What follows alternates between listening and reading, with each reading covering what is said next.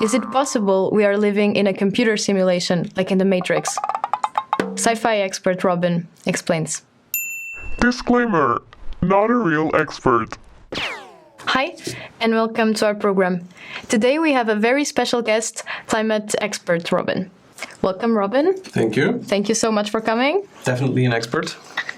So let's start by defining climate change. What is climate change? To define climate change, let's first talk about what the climate is on Earth and how it is formed. And here's our little Earth globe. So it's actually not just rock and sea.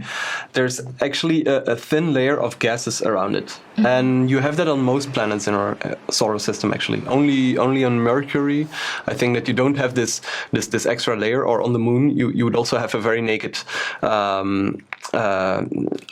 ball of rock. So this ball of rock can get very hot during the day and can get very cold during the night. So if we would be on the Moon, then during the night it would be like minus 200 degrees Celsius, and during the day it would be more than 100 degrees Celsius. So it's actually very extreme. Yeah, you couldn't survive in that as a human, but. The thing is, we have a kind of safety mechanism for that on our planet. Because of this layer of gases that is around it, it actually keeps us nice and warm. It works a bit like a greenhouse. Mm-hmm. So that's why we also say the greenhouse effect. Because it keeps the temperature during the day and the night, when there's sun and when the sun is gone, a bit the same. Mm-hmm. So maybe I can just draw it here. Might make it a bit easier. So.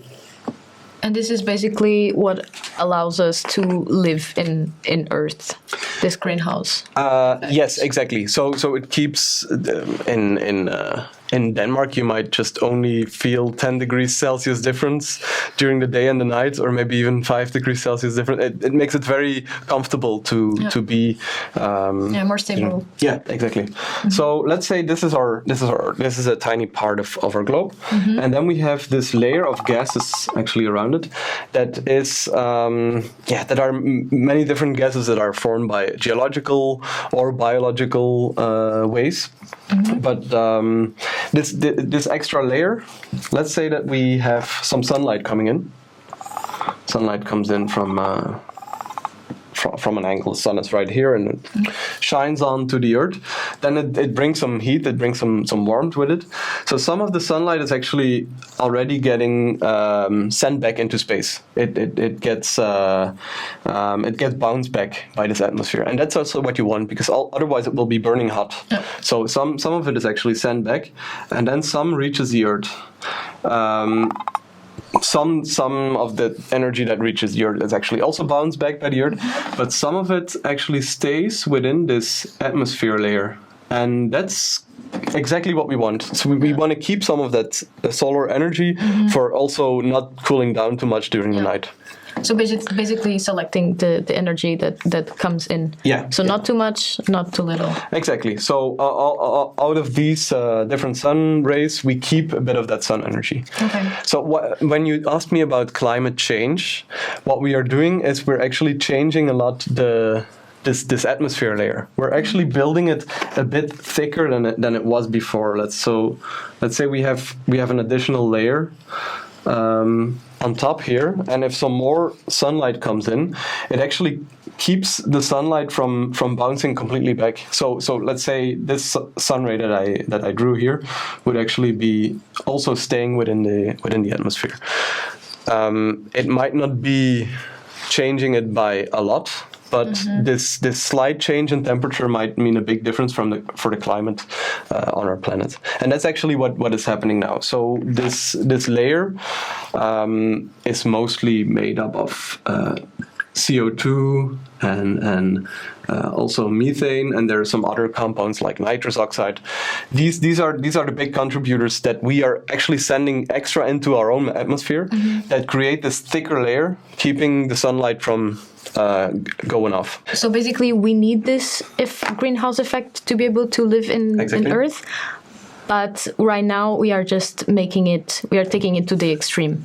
Exactly, yeah. So if you look at the CO2 levels now, it's like 50% higher than what we had before we started burning carbon materials, for example. So let's talk about the consequences of this climate change. What does this mean for people or food production, for animals? It has many different effects, this climate change, I would say. And the main problem is that we don't know the full effect yet. We have some predictions, we have some ideas, and we can also see the effects at this moment already. So a very common one is the fact that a warmer Earth can, or a warmer atmosphere, let's say, can hold more water. So it means that we will have longer periods of drought, and we will have more intense rains, more intense storms that would be possible with this. So it takes it to the extreme. It takes to the extreme, and for example, a heat wave that had a certain probability before climate change started has now a probability that is 10 times higher. So someone who is born now compared to someone who is born 100 years ago will see 10 times as much heat waves and also extreme storms that could be happening due to climate change. Yeah. So how long do we have to fix this? Like, can we actually fix this, or? It's a whole continuum, right? So there's nothing like it can only be 0 or 1. Of course, climate change already started, and at this point, the Earth has been warmed up by 1.1, 1.2 degrees Celsius, and we are quite sure that we will reach the 1.5 degrees Celsius that people actually want to stay under this limit. That was actually what people already decided in 2015 in the Paris Agreement. Then governments decided, okay, we should stay under this limit. This we will probably go past, and now we're with the current measures, we're going to a 2.5 to 3 degrees Celsius difference. It might not say much when I say like 3 degrees Celsius. Okay, nice. That sounds like a warmer summer. Don't fix or don't focus too much on these values. Actually, what this 3 degrees Celsius means is that the whole world on average will be a bit warmer, which actually means that, as I said, it can keep on more water. The atmosphere can keep on more water, and we will have more extreme weather events. But every 0.1 degrees Celsius actually matters a lot in how many people will die from hunger, how many people will die from floods, or we'll see already, like if you can look into Europe, we are actually not having the biggest problems at the moment with climate change. It's actually quite okay compared to Africa and Asia. But we had already last summer 15,000 deaths just because of climate change, just because of the heat waves that were there in the summer, that were, for some people, unbearable in Southern Europe. So basically, this is what this 1.5 degrees means, is like the limit that we can rise above, kind of the temperature limit, average in average, and still make Earth like livable, kind of. Yeah. So again, it's quite a continuum, but 1.5 degrees sounds like something bearable that we can that Earth would be okay and fixable, or that we can work around it. Maybe we will have to change the climate on micro scale, so on different spots, but we're heading towards something that is more extreme. So we will have to deal with these more extreme weather events, and that kind of damage control is something that we have to do on the side. We have to reduce these greenhouse gases and to make it not even more extreme, but we will also have to deal with more extreme weather events. So now let's talk about the causes. What caused this? So the main reason why we have this extra layer that is forming now is because we are burning a lot of carbon-based materials. So if we burn something like coal or oil or something like this, then CO2 gets released in the process. That's just part of how it goes. So this extra layer of CO2 is mostly coming from the fact that we burn carbon-rich materials. And why do we burn it? Because it is a perfect energy source. Think about or coal to use to warm your house.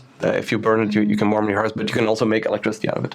So let's say that one of the biggest parts here is the electricity budget and the fact that we have to create energy for our to sustain ourselves. Another big contributor is, okay, I'll try my drawing skills here.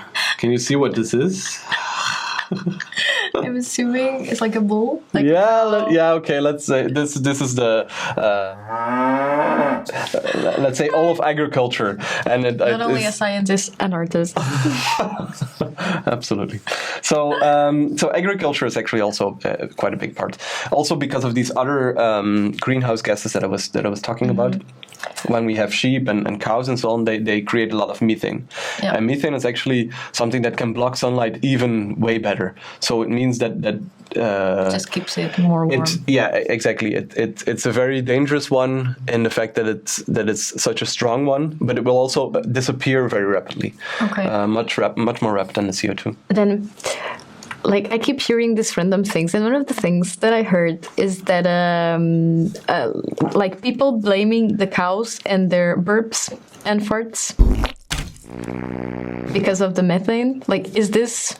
It is actually it's actually quite a big part. So I think around 3%, if I'm not mistaken, is actually coming from agriculture, from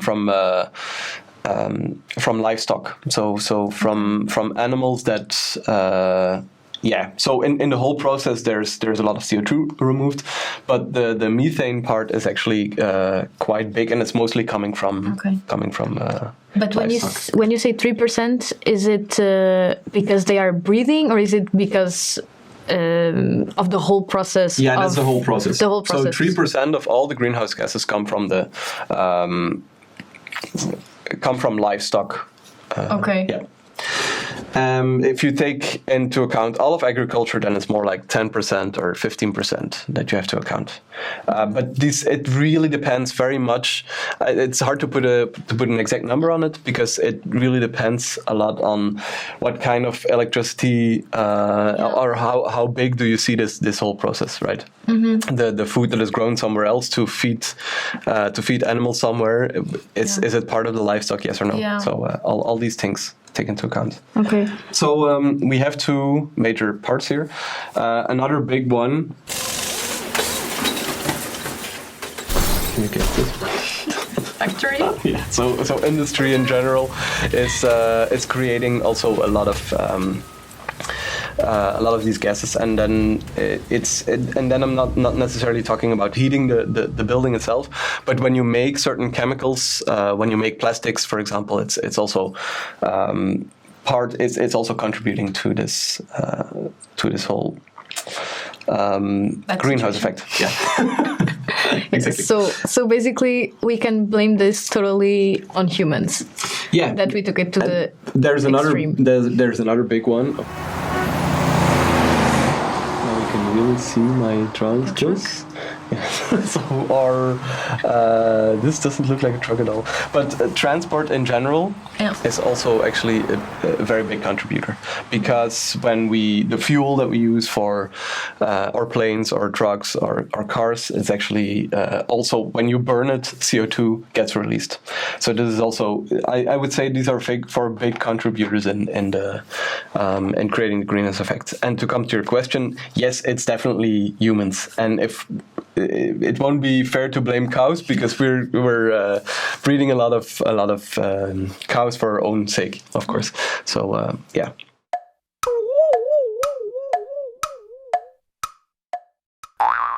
Now let's talk about what we are doing. Like, how can we reduce this? reduce the amount of greenhouse gases. That's what we're trying worldwide now. And when I say trying, then it's not really. At the moment, it's actually still growing. So the amount of greenhouse gases that we produce worldwide is still growing, and that's not because we're doing not an effort. For example, the rich countries in the world, they have a huge fault in this. I mean, they contributed the most to it. For example, the United States contributed for 25% of all the greenhouse gases that is now in the atmosphere, or that is actually accumulated there. And in Europe, we're not doing anything better than that. So we also know this and try to get rid of, for example, a lot of this part of the budget. So in electricity production, we try to keep coal and oil and gas to a certain extent in the ground, and try to come up with other alternative energy methods, like solar panels and wind energy and so on. These are things that make a big difference, just because its energy budget is such a big contributor there. So these are green energy. So is this? Yeah. Is this the solution? Can it be one of the solutions totally? Yeah, but it is very important to know that most experts say that there's no single one solution. Yeah. It's not like, okay, we can get rid of the coal industry and then then I can live my life as I did it before. There should be compromises from many different aspects. There's no one solution. For example, in the industry part, like 10% of all the greenhouse gases actually come from the steel industry. This is actually also a huge contributor, and we need steel, but maybe we can find different ways in making it. Okay. So they're actually, I mean, none of the separate parts. You can always say that it's quite a small contributor, but it only works if efforts are trying to be done everywhere. So basically, it's kind of the structure of how the world works right now that needs to change. But we are proving that it is possible. If you look at GDP growth, then we're actually, we don't have to lower our living standards necessarily to reach this. You see that in a lot of rich countries, the greenhouse gases are actually going down, but that doesn't mean that we really necessarily have to live in a worse way. It can be because, for example, if there is a taxation on taking flights, because flights on itself, the aviation industry is also 2% of the whole budget. So if we reduce there, let's say there is an extra tax on flying, then it changes our way, and taking the train a bit more, or taking a few less flights, going instead of staying home. It doesn't necessarily mean that we're worse off, but it makes a big difference for the planet. Okay, yeah, because the flights right now are way cheaper than trains and buses, but there's also some countries like Germany that are trying these cheap tickets, like for trains. So this is one of the things that can be done, right, to push people into using like more sustainable transportation. Exactly. And so it comes in three ways, right? You have the governments that can try to solve something like this. You have industry that can come up with different ways of making cement, different ways of feeding cows, and you also have the consumer. That's us. We can also change our way of way of what we consume. That would make a big difference. And again, the fact that GDP is still growing in rich countries while the greenhouse gases are going down doesn't necessarily mean that we're going to go to, a completely different way of living. We can do something with changing all of these parameters, all of these percentages a bit down, can make a big difference. Yeah, so these three things, the three dimensions that you just mentioned, need to work together. And actually, at this point, you have the or at least the moment we're recording this, we have the COP27 going on in Egypt, where United Nations members, they come together and they discuss climate change. The fact that it's 27 means that we are already 26 that are passed. So it goes in baby steps, and it's also a lot of trust that should be there among different countries. That if someone says we want to be net zero by 2050, then that is a commitment that is carried by a lot of different states. Mm-hmm. So it is really a collective effort. It has to be a collective effort. Mm-hmm. Yeah. And also in this COP27, there was also the loss and damage compensation. So do you think this is helping? Like this is the right step. This is a right step. Yeah. So the loss and damage in general means that we have that people in the south are already facing a lot of more consequences from an effect that is actually not caused by them. Yeah. So they create, as I said, these extreme weather events that we should take care of and should have a responsibility in as coming from the West. So that's something big that they're talking about, and it will definitely make a difference, because if you don't financially help people that are in trouble, then it will make their lives even worse. At this point, there are hundreds of millions of people's lives that are dependent on that changed in some way due to climate change. So basically, we cannot only address the causes; we also need to help handling the consequences. Like it's both things. I think we have that responsibility to bear.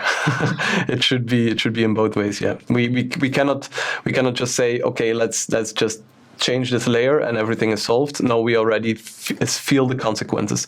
Also, we have to build new dams. We have to build more storm-resistant houses. Whatever. Mm-hmm. We have to invest now to make sure that events that will happen in the future, they can be prevented. And it might be a cost at this point, but the cost might be 5 times higher when we didn't do anything.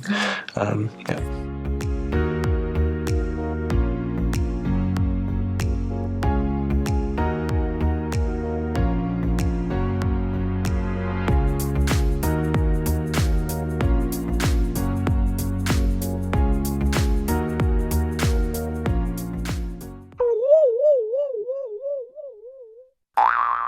Let's now talk a little bit more about some tips and tricks, things that you can teach us. So what can we do individually to help this?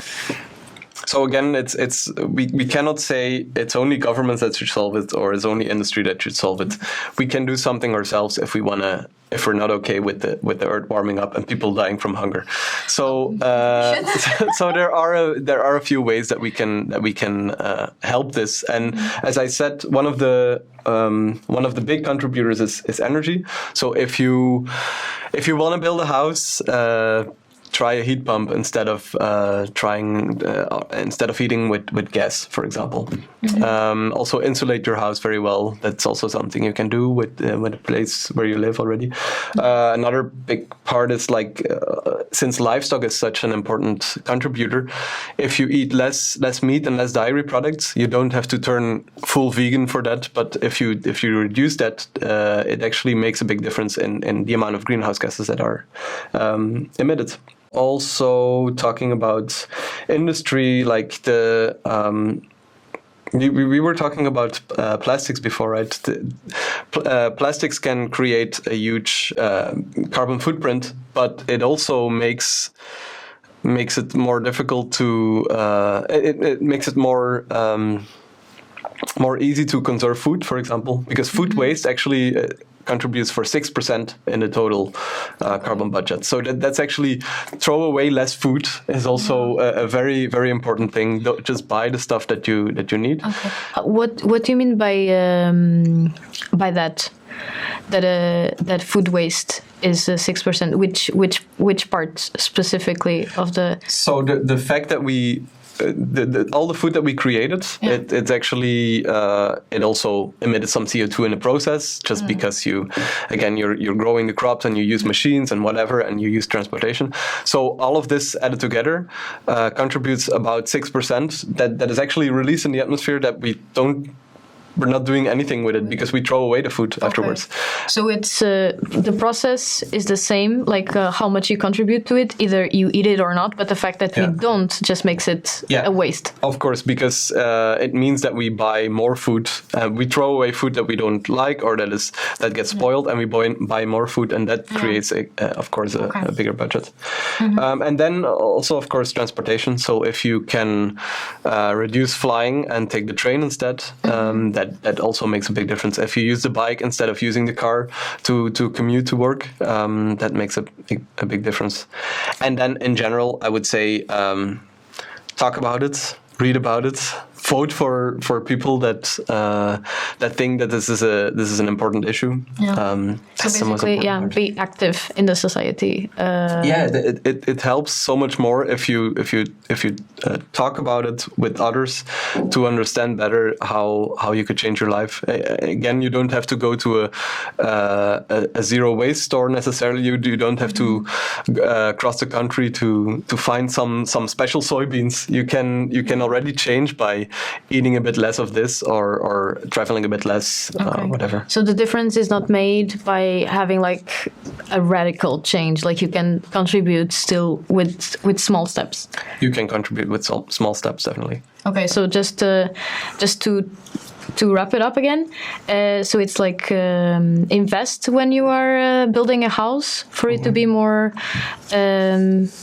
energy efficient. Reduce your meat and dairy consumption. Then reduce the usage of plastics, but at the same time you were mentioning I'm saying that it's not necessarily a big part of it. So it can help, but in other ways. In general, think about your consumption. If you buy a lot of clothes that you're not going to wear, this is also creating. This is also not really helping. Like consumism, extreme consumism, maybe. Okay, and the last point was about transportation. Like, be more aware of the transportation that you take. So now for the end of the program, let's do the 4 fast questions. Shoot. Ready? Yeah. Is climate change and global warming the same? Yes. Are the consequences deadly? Yes, they are. Is green energy the solution? It's a big part of it. Does reducing meat consumption help the climate? Yeah. That was it on climate change. Thank you so much, Robin. Thank you for having me. And thank you for staying with us. See you next time.